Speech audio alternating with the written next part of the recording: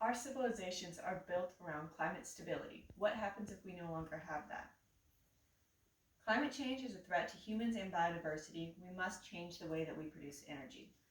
And I think some important background information just right here comes from EPJ Web of Conferences 2020. And it says that the climate has always changed, and that the real concern is the rate of change and how fast it's changing and the unpredictability of the change.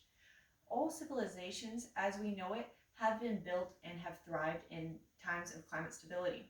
This has been in a period of like 9,000 years, and really we have no clue what it would be like to not have a climate that we can rely on. And we will be going over these issues associated with this by looking at the problems, the causes, and the solutions. So, to transition into the problems. The first problem comes from Revista Migraciones Forzadas, June 2020. And it talks about how in Southeast Asia, people are becoming displaced due to rising sea levels that are going into where they grow their crops. They're not able to do their agriculture anymore. So it's resulted in them living in poverty, not being able to rely on their way of life, and having to leave the land that they've lived in for a long time. So there's a huge problem there in that really if climate change does get really bad, that's what's going to happen all across the globe. And it's also a huge troubling problem because coasts are where the majority of cities are. So sea levels rise, what happens to the people that live there? It's a large amount of people. So this is a small example of what could be a large scale problem. According to Food and Energy Security, February 2021, global food production is also at risk. And that's something that I don't think a lot of us think about. 30.1 to 7.4% reduction in crops can be expected for every degree increase of the global mean temperature. So I don't think a lot of us think about really what would happen if we could not rely on the climate to produce the crops that we live off of. Lots of people would lose their income, and lots of people would be dealing with poverty and hunger. So that would be a problem all across the globe that people would be dealing with right there, just in terms of the grand scale of it all. According to New Scientist, April 10th, 2021, there'd also be an extreme loss of biodiversity.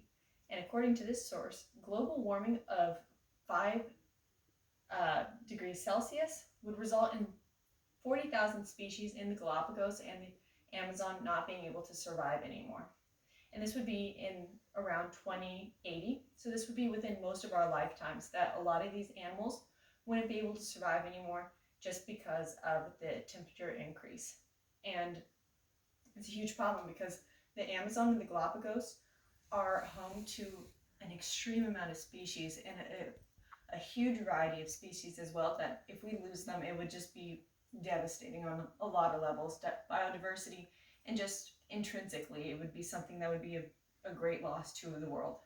And we've looked at the problems here and the layerings of them, and now we're going to look at the causes. And really, how did climate change start to happen, and what are the origins? According to New Scientist, April 24th, 2021, the rise in CO2 is really the biggie.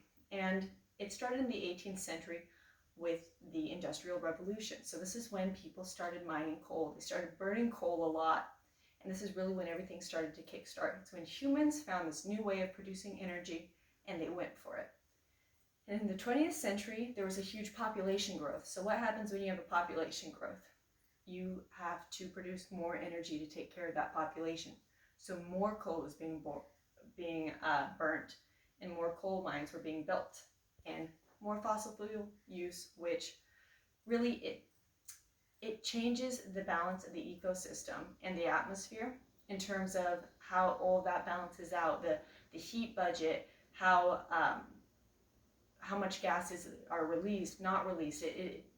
Everything's interconnected in the world, and I think that's a key takeaway. And farming and livestock has also produced more CO2, methane, and nitrous gases, which are greenhouse gases. So that also furthers this just unbalance of the atmosphere that we all have to deal with. According to Humanist, March-April 2019, another cause and problem associated with this issue is inaction. People don't want to change their lifestyle. They don't want to have to go from the cars they know to electric cars. And there's also a more nefarious cause here, and it's that a lot of companies that run off of fossil fuels or produce it, they don't want to change. They don't want to have to lose their income. the amount of money that they make and just change their complete way of life. So there's a financial incentive right there, and that so many countries and nations and companies, they don't want to have to change. It would be a huge loss of money, and really the world's paying for it, quite literally. And really, solutions, that's key here. So one solution comes from American Forest, fall 2019, and it really covers how forests offset 14.88% of yearly CO2. So that's a huge chunk of CO2 that is being offset just by forest alone. This isn't anything crazy.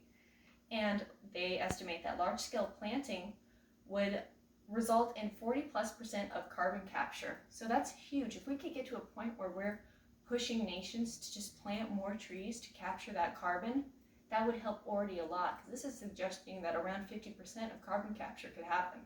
That's very important. According to Time magazine, November 8th, 2021, we need to ensure rapid transition away from coal. So to stop building the plants in the first place, we need to make climate solutions profitable by emission cuts and making it a strong investment.